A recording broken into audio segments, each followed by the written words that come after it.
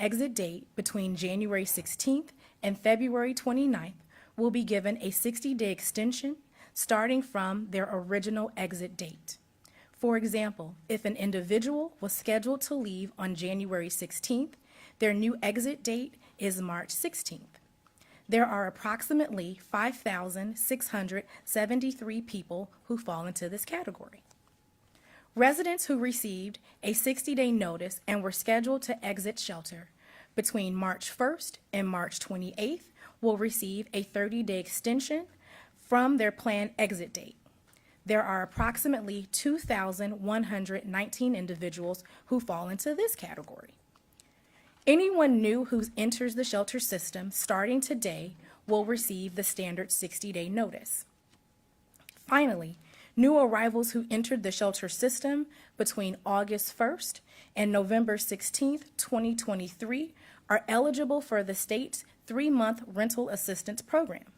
There are approximately 5,910 individuals who fall into this category. They will begin to receive their 60-day notice starting February 1st.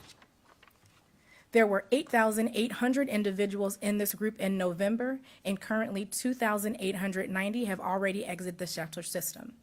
As a reminder, anyone who entered the shelter system after November 16th is not eligible for the state's housing resettlement program. To support residents in thinking about their onward movement and what it could look like at the end of their 60-day stay, shelter staff will roll out a multi-step process, including checkpoint assessments. These conversations include questions about access to resources and networks of support beyond shelter. Checkpoint assessments will take place at least 2 times after the 60-day notice is given. One 2 weeks into their shelter stay, and the second 2 weeks before their exit date. Screening for the extension eligibility would occur at the second checkpoint. Only if residents state they anticipate needing shelter beyond their current exit date. As previously shared when we rolled out the 60-day policy, the general categories for extension that are eligible include progress to permanent or stable housing, severe weather conditions, disability, pregnancy or maternal health, gender-based violence, medical isolation, and bereavement. All efforts will be made to limit disruption and mitigate harm, especially for school-aged children. Prior to the school year, we worked closely with the Chicago Public Schools to enroll children this school year, and we will continue to partner with them through this process. Now, I would like to pass it to Dr. Ige, Commissioner for the Chicago Department of Public Health. Thank you, Commissioner Kanazi. I am Dr. Simbo Ige. I am the Commissioner for Chicago Department of Public Health. I will be talking about the public health infrastructure that we have put in place to support the health of new arrivals. And that starts from when they arrive into the city, during their stay at the shelters, so that they are prepared for their onward journey. When new arrivals come into our city, they arrive at the landing zone. And our goal at that time is to ensure that we can identify any urgent health needs. So we have a protocol to ensure that questions are asked, which we call a screener, when people arrive, to identify if there are any medical emergencies, if they are a medical priority group, such as pregnant people, people with disability, and people who are immunocompromised. The reason for this is so that they can be prioritized in shelter placement. And we also provide services on site at the landing zone, including immunization. Now, when people are then transferred to the shelters, we provide services during their stay there to ensure that any health threats are identified and mitigated before they exit the shelter system. And some of the services that we provide at the shelter include infection prevention services. This in a situation where people are in a congregate setting, we provide guidance on how cleaning should be done, on how food will be handled, on how other infections will be prevented. Part of this support includes immunization to prevent vaccine-preventable diseases. To date, we have provided thousands of vaccination doses at all 28 shelters, including vaccination for COVID, vaccination for flu, vaccination for varicella, and vaccination for RSV. At the shelter, we also provide treatment services on site. We have partnership with 9 providers who are on site who provide behavioral health services, vaccination, treatment of medical illnesses on site at the shelters. We have now expanded the pool of providers from 9 to 26, and these providers support the shelters and also at the landing zone. We have also put in place protocols for outbreak interventions and investigation. In some previous months, in October, November, there were cases of streptococcal infection or varicella, and in such cases, we respond by investigating and putting control measures in place, and we're very happy to say that those have been successful. We have less than 1 case of varicella in the last 3 weeks, so we are very proud of that. We have also put in place processes to identify providers that can support the response. We started a survey about 3 weeks ago to identify additional providers that can provide support. Not everyone who has indicated interest has been able to start services, and that is to ensure there's continuity of services. So in some instances, we already have 6 vaccinators. So if a provider says we're interested in vaccination, we may not be able to bring them on for vaccination, but we can assign them to the landing zone to support other screening services. And we are very grateful to the partnership we have with Cook County Health that has also been supporting the comprehensive medical exam for all new arrivals. To date, Cook County Health has supported over 20,000 new arrivals for their comprehensive medical examination. This is so that if anyone is exiting our shelter, they are connected to a medical home. They know how to navigate the healthcare system, and if they have any chronic medical illness, communicable or not, it has been identified and they have been connected to care. And we're very appreciative of that partnership with Cook County Health. We also have partnership with federal qualified health centers. About 10 of them are supporting this process, including the medical examination, including vaccination, including treatment, and many of these services are provided with no additional funding. And so we're very appreciative of the voluntary support that we have received for many of these providers, and now we have a pool of 26 providers that are supporting the new arrivals, both at the landing site and also at the shelter. So our hope is that while our new arrivals are with us in Chicago, there is no one that we miss. We are able to identify all the medical needs and respond to them so that they are well situated for their onward journey. And now I'm going to call on Pastor Zayas to share some updates with you. Thank you, Doctor. Thank you, Dr. Iguari. I wanted to share my half is the benefit of why migrants are here, and the fact that the city of Chicago is doing such a great work. You know, I don't know if you know this, but $11.6 billion of taxes is paid through immigration. Migrants pay 11.6. If you guys know that, immigration fuels the economy in our city. It fuels the economy in our world, in our communities. So immigration does a boost in this. Even when migrants move into communities, they build houses, they enter the fabric of community, and they begin to absorb and be part of the community. What has happened since August of 2022, when you look at the 35,000 migrants that have come, no one talks about the 20,000 migrants that are settled. No one talks about the housing that they've created. No one talks about the support that they've been in community. No one talks about the fact that they've been involved in churches and community groups. We had a young man, 14 years old, Jason Hayward at our sports academy was doing practice with some kids. This kid was 14. No one knew what to do with him because he was so advanced. Right, we're giving him some ground balls. This kid was just playing. They put him in the cage. Now we're trying to find a school that will take him. Kenwood Academy. I'm serious. We've got few migrants that can play ball, but we can't get them in because we're trying to get them situated and settled in. The fact is, they came for something beautiful, the American dream. And as we've been resettling families since we started our project in the Unity Initiative, and we've had 18% of our folks who are now in apartments, they're working. They're working. I don't know, but they're working. They're making lives for themselves. They didn't come here to be part of a system, but the help has helped them move forward. So the narrative that migrants are coming and taking everything is a bad narrative. I don't look at it as they're taking. It's an investment for the future of the city of Chicago and everything around our country. Because when they give back, they give back. They build, they pay taxes, they're involved in community. In 10 years from now, and the mayor would know this, in 10 years, he's going to be the one that has piloted through, that has fought through, come on, man, that has taken the courage. Come on. I'm a pastor, so I got to say it. That has taken the stance to give folks hope. I said this at our last press conference. I said it's about hope. It's about giving people a future. That's what this is all about. But let's talk about the success. We're under a fire hose of what Texas is doing. But I would tell Texas, you keep giving us these migrants. We understand you're doing that.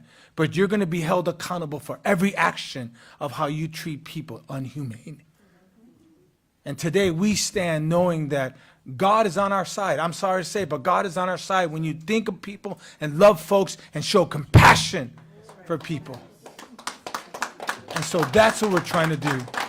And so we're moving forward. Every life matters. Every person matters. And migrants matter. And I believe this is a fire starter. And I'm going to say this. Sometimes the homeless they're looked past. But I believe this has started the conversation again about our folks on the street, that they matter. And this initiative and what we're doing doesn't just help migrants. It will help anybody who needs services and love and care. So our initiative, working alongside the city, has been successful because of the partnership of great leaders who are willing to take the risk and go forward, even though they may get hit. We stand alongside them. Thank you.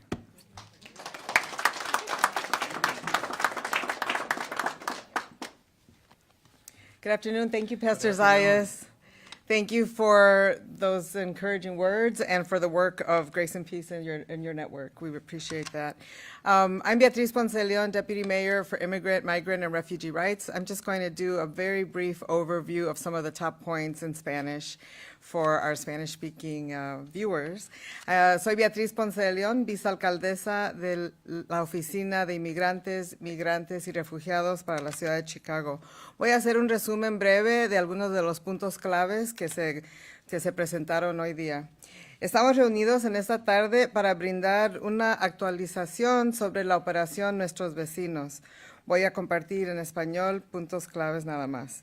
En los últimos 8 meses, la ciudad de Chicago ha construido un sistema de refugios y de servicios de apoyo para asistir a los migrantes que han cruzado la frontera con México y llegado a Chicago. Han sido transportados aquí por el gobernador de Texas.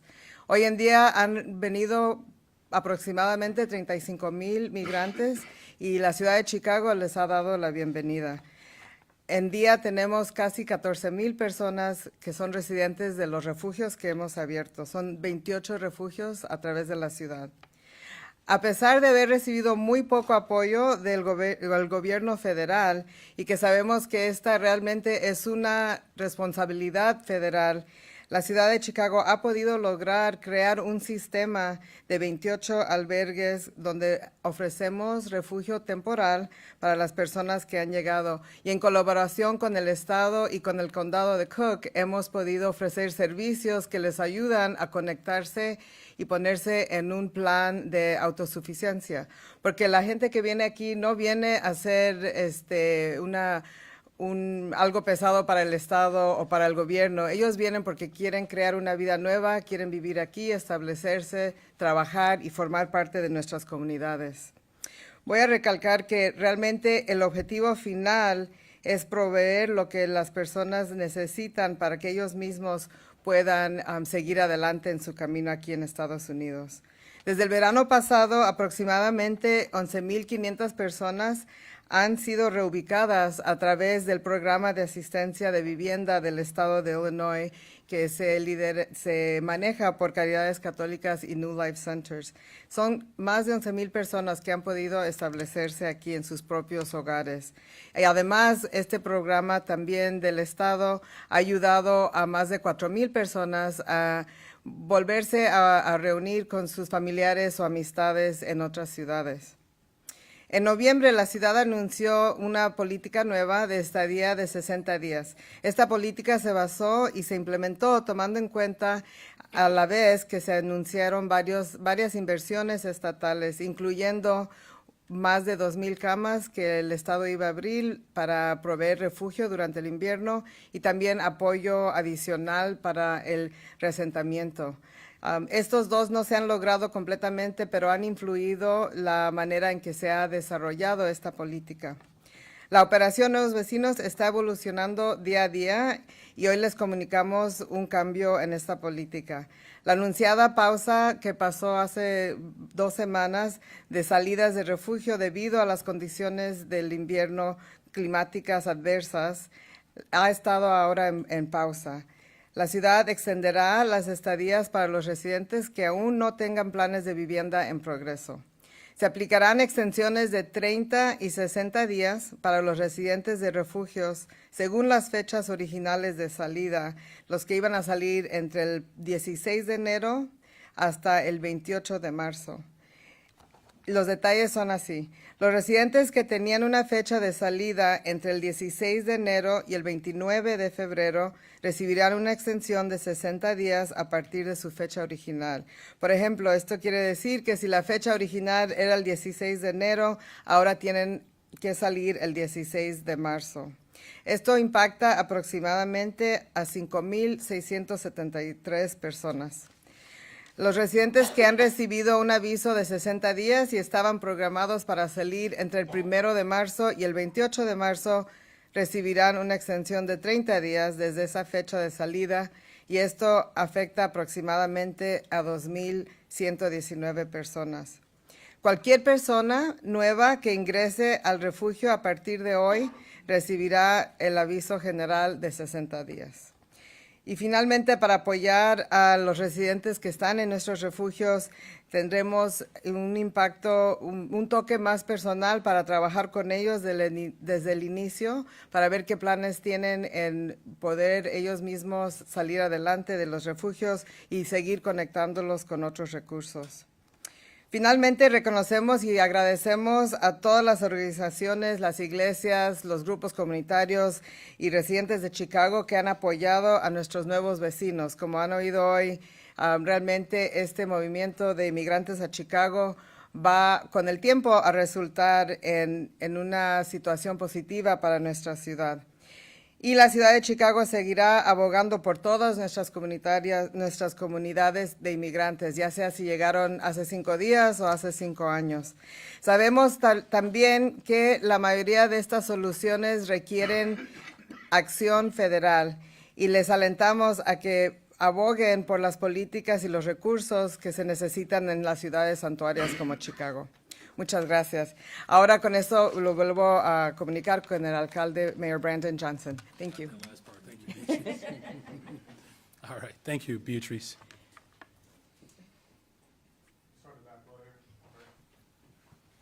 Good afternoon, Good Mr. Mayor.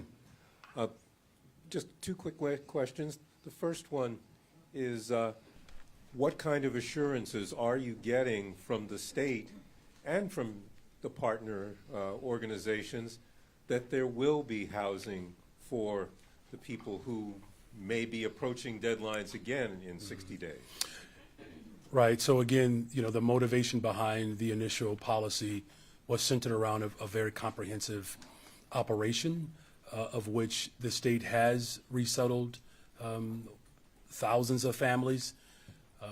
We already are seeing some reassurance because they have staffed up in our shelters, whether it's through Catholic Charities or New Life, that there are far more people who are available to help families resettle as fast as possible. And that's really the goal, is to make sure that we're resettling families as fast as possible, because we don't have any control over how many families will arrive. We are doing our very best to create some structure around what we do have control over. Thank you for that. Hi, Mayor. Hey. This is Maria Berreyesa from Univision. So my question is kind of similar to his. We have heard a lot of concern of the migrants' families once they are approaching this 60-day limit. So if you can explain, like maybe step by step, what's going to be the process after they face the eviction process? What options do they have? Well, again, the goal is to get them onto a path of sustainability and independence. Unfortunately, the governor of Texas has not been a cooperative partner in this endeavor. And the city of Chicago, we're doing everything that we can. Everything that we can. As I said before, there are other states that have placed caps. We haven't done that. The city council members that are here today, helped us pass a budget where, we appropriated $150 million for this mission. And look, this is difficult for everyone. Migrants want a better life. There are people in Chicago who have been here who want a better life. That's why we've committed $250 million into the unhoused in this budget. We have a 3-year commitment for a homeless chief, but there are some limitations to what we can do. This is literally unprecedented. Do you all realize this has never happened in the history of the United States of America, where a municipality is being asked, not even just being asked, we've established a migrant refugee settlement. That has never happened in the history of imperialism. The closest example could be, what happened with Cambodians, Laotians, and South Vietnamese, where you had the International Rescue Committee that established an infrastructure with 16 cities. It took them 21 years to resettle 2 million people. We've resettled thousands of them in a matter of months. And by the way, we did that in 2023 without a budget, because the previous city council didn't even budget for this. So we have stood up 28 shelters, 5,000 children are in schools. You just heard from both of our commissioners providing health screenings. The county is stepping up. We're literally doing something that has never been done in the history of imperialism. And so we're working hard, but there are limitations to this operation, and we're doing our very best to provide as much hope and opportunity for people who want to live in Chicago. Hey, Mayor. How much of the city's $150 million that was budgeted for this year has been spent? And, you're forecasting, when do you expect to extend all of that money? And do you already plan to have to do, a mid-year budget amendment to appropriate more? Yeah, I appreciate the question. Ask me about my next year's budget. It's $1.5 million a day. It's $1.5 million a day. We've said that. That's not breaking news, maybe for some people, but it's $1.5 million a day. We're in the 26th day. Hi, Mayor. Thanks. I noticed there are 187 people still awaiting shelter at O'Hare. Theoretically, I guess, had space been opened up in the shelters, they would have moved into a shelter. So do they continue to wait, or is maybe more space opening up in the faith-based community? Well, first of all, thank you for acknowledging the space that the faith community has provided. So we are literally organizing the philanthropic community, the faith community, government. No one else in the country is doing what the city of Chicago is doing. No one. It's not happening anywhere. And remember when there were thousands of migrants who were in police districts? And I said I would fix that. We did it. We did it. And it wasn't easy, but we have a very, very strong, dedicated group of people who love this city, who are working hard to find shelter. And so as space becomes available and as we resettle families, of course, we're going to make room. Remember, at one point it was 500 people just in O'Hare. Remember that? And so, look, people are working hard. They really are. And I'm grateful for the people of Chicago, because this has been hard on everyone. But we have not flinched. And we're still opening up 2 mental health clinics. We still dedicated $100 million to violence prevention. You know, the good effort of our vice mayor and the Black Caucus, a brand new office for reentry, $5 million. We committed another $76 million to make sure that youth employment, of which we already had a 20% increase from the previous summer. So we haven't had to cut services. We have not stopped our agenda. We still abolished sub-minimum wage. Thank you, Alder Fuentes. Paid time off. Like, our agenda has not stopped. And, of course, we're going to continue to find shelter as it becomes available. But this is, the federal government has to do more. We know that. President Biden has put forth the package. Congress needs to act. This is not sustainable. I've been saying it. I'm going to continue to say it. But we're going to continue to bring people together to do the very best I can, the very best that we can to provide support for these families. Thank you. Hi, Mayor. Hey. I'm sorry about the snow. I know how eager you are to get back to snowboarding. So before you I just want you to know, I just kind of sized you up, and it's good to know that my intuition was right. So maybe one day we can do an exclusive with the two of us doing some snowboarding, and you get to ask me whatever you want as I go down the hill. We'll work on that. All right. Okay. You mentioned the cost already. I kind of wanted to dovetail off that. Yeah. Is that really what's driving this? I mean, your need to empty the shelters because we have a finite amount of resources, we have a finite amount of money, and it seems at this point that Congress is not willing to act to extend additional dollars? Well, what's driving it is that we also want to make sure that we are doing our due diligence to be responsible stewards of our resources. And before we implemented this policy, and Commissioner Kanazi, you know, she could speak to it eloquently, there were still people in shelter from 2022. And it's temporary emergency shelter. So for instance, it's not the ideal situation. It was never meant to be permanent shelter. So I have an enclosed porch. We don't sleep out there. But in an emergency, being responsible with the resources that we have, that's my fiduciary. Now, as you all know, we got a credit rating upgrade over the summer.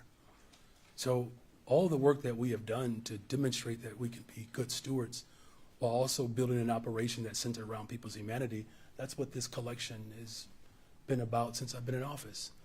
You know, so what's driving it too is the fact that since the policy, we had 1,100 people find their way on their own.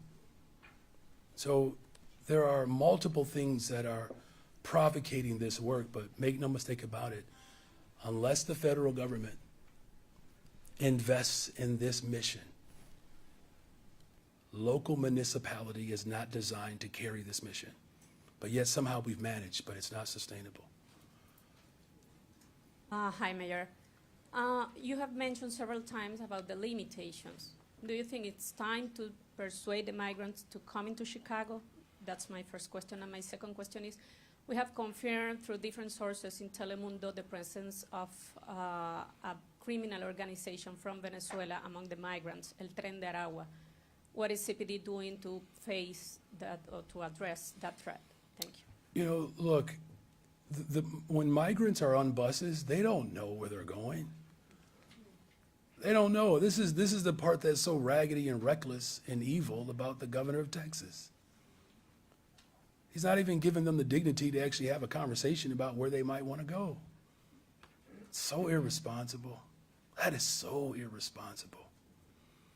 You know, as far as, so I guess all I'm saying is that whether it's Denver, New York, or anywhere else, it doesn't have to just be Chicago. So when refugees from the Ukraine were being settled in the city of Chicago, 30,000 of them are here. Is anyone having a press conference about Ukrainian asylum seekers? What's the difference? What's the difference? That is the irresponsibility in this moment. Now, unfortunately, you know, institutional racism is built in the fabric of this society. Thank God for a coalition of people who can blow through that. but it is irresponsible. And if we had the same federal support that Ukrainians received when they were seeking asylum in Afghanistan, Afghans, thank you. Yes, I haven't had lunch yet.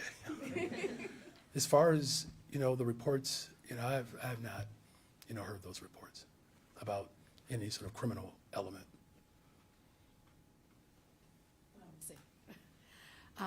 Thank you, Mayor. You're welcome. You skipped the question about what are you going to do when the money runs out. You said 100 days. That's the 1.5. So what happens after that? So I don't know if we were asked that. I think the question was, how much is it costing? Right. So then what's Okay, so I got you that. I just don't want, I didn't skip a question, okay? Because I think it's important that as a public school teacher, I don't skip questions. So I think we should answer all questions.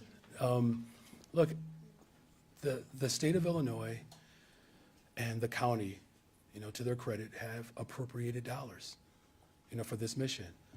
What I've said repeatedly is that this is not sustainable. It's not. And so the federal government has to lean in. Now, as far as what we do, because the costs are $1.5 million conservatively a day, we're going to have to push the federal government to do its part because we have limitations. That's all we have right now. So is the city trying to say that you are pulling back on your plans, you're not going to open any more shelters, and that's it? Our plan is still the same, to build an operation that's centered around people's humanity. And just keep in mind, I just hope you all hear this. There's nowhere else in the world that's doing it like this. Nowhere else in this country. And the only reason why I'm lifting that up is because as hard as we are working to address this crisis, it would be nice to have some partners outside of the state of Illinois and at the federal level to help us. You have faith leaders, philanthropic leaders, the business community, government, all doing something that has never been done before. And quite frankly, it is not designed to do. It's just not. So this is an evolving mission. We're working hard every single day to continue to advocate for resources. Many of you all know that I've spoken with mayors from other surrounding cities. The governor, the state of Illinois has offered $40 million for other municipalities. Remember that, you all? Remember when he offered that? And then remember he offered another $11 million? So we know that it can't just be the city of Chicago. Everybody knows that. But we're going to do the very best that we can to drive this mission and to challenge people to step up. When you went over the new eviction dates and the groups that will be leaving 30 days out and then the 60-day delay, what will happen now with new migrants? Say that there are buses that are going to be coming over the next several weeks. If no new shelter beds will open, what is the plan for? Well, remember the state of Illinois committed to 2,200 beds, right? And so far they have 200. There's still a commitment to 2,000 more beds. And again, the goal is, of course, is to resettle families as fast as we can to make sure that we are able to handle the flow in the event that it picks up again. Thank you for that question. Hi, Mayor. Hey.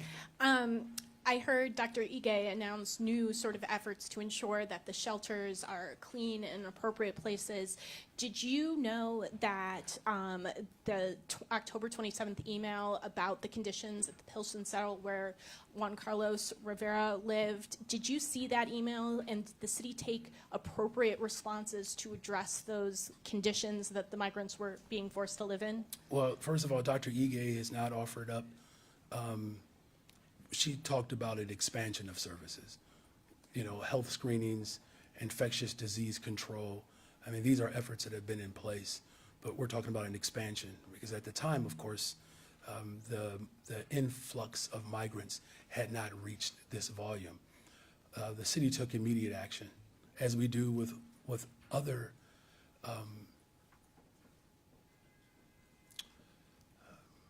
there have been times when there have been shelters have expressed that there's needs to be addressed, right? And so there's been a variety of element that we've had to address, and we responded to it as soon as we got the email.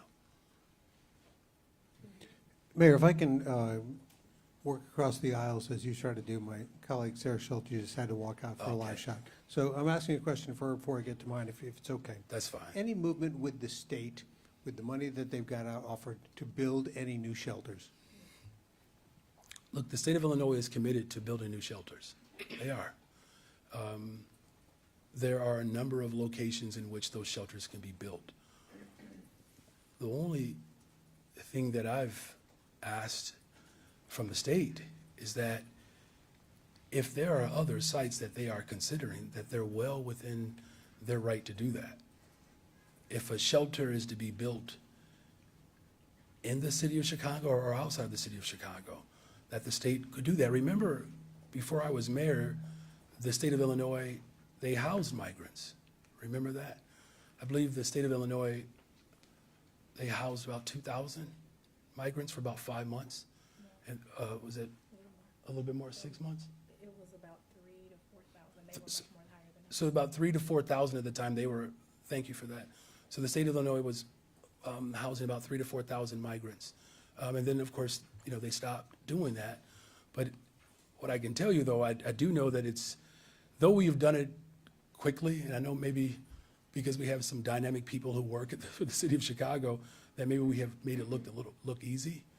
I can tell you it's not as hard, because some of these facilities, they don't have showers, they don't have bathrooms, so we have to build up showers and to build up bathrooms, and there's a whole host of things that's involved there. But the state of Illinois can move today to build a shelter, and I'm confident that will take place.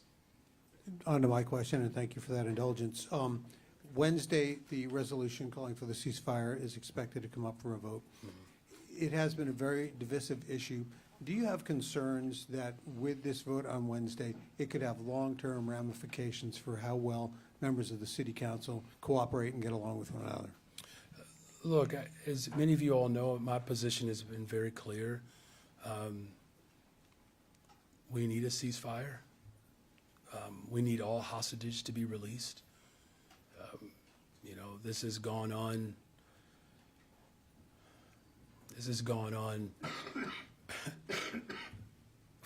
For a very long time. This has been a conflict. I don't believe that one vote ruins our ability to make sure that democracy continues to prevail. We're the city of Chicago. We're the United States of America. I mean, you would think that would be more of a concern when you have an entire group of people who stormed the Capitol. We had an insurrection, you all, in the 21st century. And there are people who have not accepted the results of the Civil War. They've made it very clear that they want a rematch. Look, it is a very divisive time right now, and this is where leadership prevails as well. I haven't flinched. I've kept our campaign promises. We continue to work with every sector of the city of Chicago, faith community, philanthropic community, business community. Spend a lot of time with community-based organizations, and I spend time with my colleagues. And one vote won't ruin this city. It won't. And there are people who are surrounding me who can tell you there's been tumultuous times that were far more severe than the ones we are experiencing. I mean, Alderman Burnett wasn't there, but you had aldermen standing on top of tables and doing all kind of ridiculous stuff. I'm not encouraging that behavior, by the way. I'm just saying it's been bad before and we survived. Hi, Mayor.